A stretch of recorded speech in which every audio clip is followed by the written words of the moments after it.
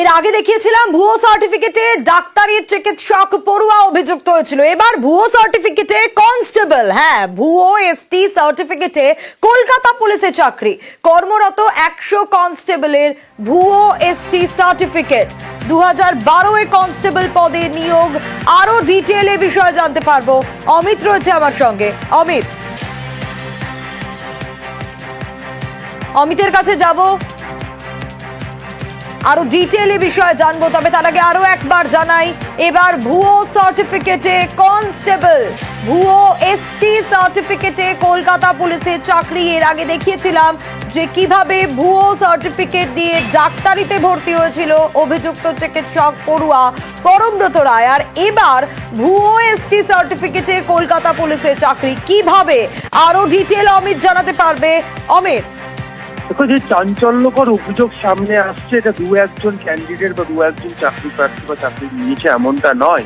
প্রায় 100 জনের তালিকা ইতিমধ্যেই পশ্চিমবঙ্গ আদিবাসী কল্যাণ সমিতির তরফে কলকাতা পুলিশের জয়েন্ট সিপি হেডকোয়ার্টার এবং ব্যাকওয়ার্ড ক্লাস ওয়েলফেয়ার ডিপার্টমেন্ট, আমাদের রাজ্য সরকারের, তাদের হাতে তুলে দেওয়া হয়েছে। এবং 100 জনের নামের তালিকা যারা বিভিন্ন সময় চাকরি নেওয়ার আগে 2012 সালে কনস্টেবল পদে যে নিয়োগ হয়েছিল কলকাতা পুলিশের, এই নিয়োগের সময় এসটি সার্টিফিকেট তারা যে জমা দিয়েছেন, সেই এসটি সার্টিফিকেট ভুয়ো বলে সন্দেহ প্রকাশ করা হচ্ছে, বা সেই এসটি সার্টিফিকেট ভুয়ো বলে দাবি করা হচ্ছে বা অভিযোগ করা হচ্ছে পশ্চিমবঙ্গ আদিবাসী কল্যাণ সমিতির তরফে।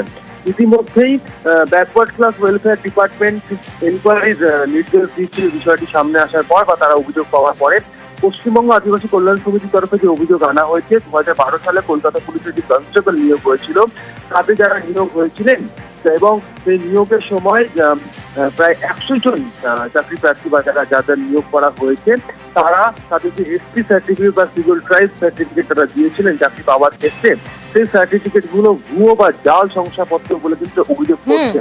ইতিমধ্যে সে নামের তালিকা, এই 100 জনের নামের তালিকা ব্যাকওয়ার্ড ক্লাস ওয়েলফেয়ার ডিপার্টমেন্টেও জমা দেওয়া হয়েছে। একই সঙ্গে কলকাতা পুলিশের যিনি জয়েন্ট সিপি হেডকোয়ার্টার যিনি রয়েছেন, তার কাছে জমা দেওয়া হয়েছে অভিযোগ হিসেবে। এবং এই অভিযোগ পাওয়ার পরই ব্যাকওয়ার্ড ক্লাস ওয়েলফেয়ার ডিপার্টমেন্টের তরফে এনকোয়ারি করানোর নির্দেশ দেওয়া হয়েছে ফেব্রুয়ারি মাসের 10 তারিখ, এমনটা কিন্তু সূত্রের দাবি। সব মিলিয়ে পশ্চিমবঙ্গ আদিবাসী কল্যাণ সমিতির তরফে যেটা অভিযোগ আনা হচ্ছে, যে এই ভুয়ো সার্টিফিকেট বা ভুয়ো এসটি সার্টিফিকেট যারা চাকরি পেয়েছেন, তাদের জায়গায় আসল যাদের কাছে সার্টিফিকেট রয়েছে তারাই বঞ্চিত হয়েছে, এমনটা কিন্তু অভিযোগ আনা হচ্ছে। বেশ অমিত,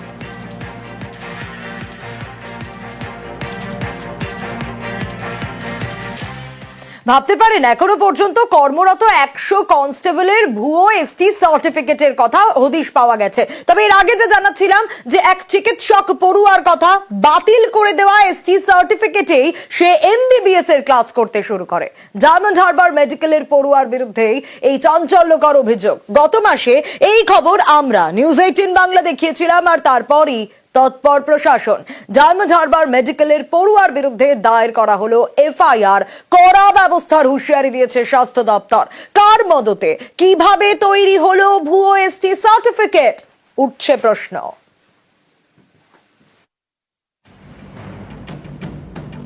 কারচুপি করে এসটি সার্টিফিকেট, তারপর সেই সার্টিফিকেট দেখিয়ে ডাক্তারিতে ভর্তি। চাঞ্চল্যকর অভিযোগ ডায়মন্ড হারবার মেডিকেলের ডাক্তারি পড়ুয়া পরমব্রত রায়ের বিরুদ্ধে।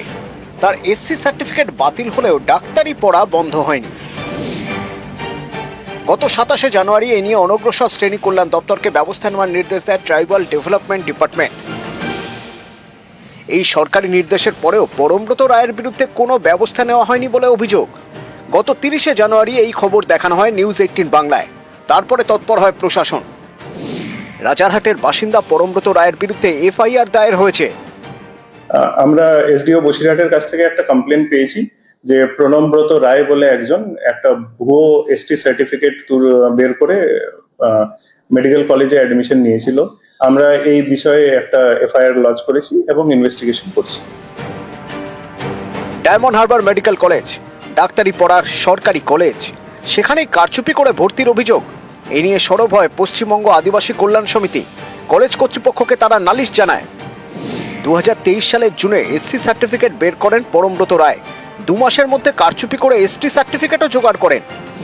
এই এসটি সার্টিফিকেট দেখিয়েই ডায়মন্ড হারবার মেডিকেল কলেজে ভর্তি হন।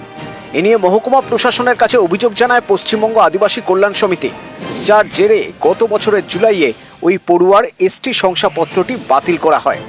এরপরেও কিভাবে সরকারি মেডিকেল কলেজের ছাত্র হিসেবে রয়েছেন পরমব্রত? আমরা ব্যবস্থা নেওয়ার কেউ নই, নির্দেশ এলে ব্যবস্থা নেবো। এটা আমরা সমস্ত কিছু ঘটনা জানিয়েছি, যেখানে যেখানে জানানো সেখান থেকে ডাইরেকশন এলে আমরা ওকে করে দেবো। রাজারহাটের সালুয়া রায়পাড়া, এখানকার বাসিন্দা পরমব্রত রায়। 4 তলা বড় বাড়ি, সেই বাড়িতে এখন তালা। সেই বাড়ি প্রবীর রায়, গৌতমী রায় এবং পরমব্রত রায়। আপাতত আমরা দেখছি তালা বন্ধ রয়েছে। Calling bell বাজাচ্ছি। পরমব্রত বাবু আছেন বাড়িতে? আমরা বারবার চেষ্টা করলাম কথা বলার জন্য, কলিং বেল বাজালাম, কিন্তু বাড়ি থেকে কোনো সাড়া শব্দ নেই। বাড়ির বাইরে তালা বন্ধ অবস্থায়। এটা তো অবশ্যই আমি জানতাম, এটা জানবো না কেন? আর আমার ছেলে অ্যাডমিশনটা ক্যান্সেলও করে দিয়েছে, আমি চিঠিও দিয়ে দিয়েছি। ও তো এমবিবিএসটা এমনিতেই কন্টিনিউ আর করবে না। পরমব্রত রায়ের বাবার নাম প্রবীর রায়। পরমব্রতর এসটি সার্টিফিকেটেও এই নামই রয়েছে, কিন্তু এসটি সার্টিফিকেটে ঠিকানা রয়েছে বসিরহাট, গ্রামের নাম তপার চর। এই ঠিকানা কি সঠিক নাকি জাল?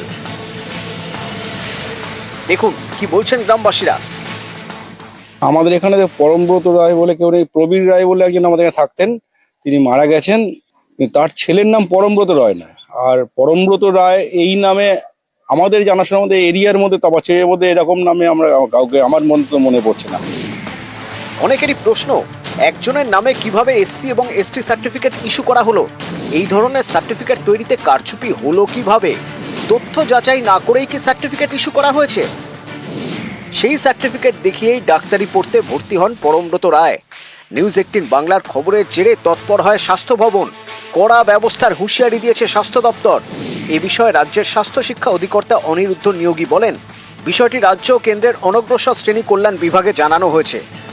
পরমব্রত রায়ের বিরুদ্ধে কঠোর ব্যবস্থা নেওয়া হবে।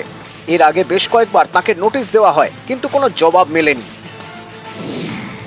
নিউজ 18 বাংলা।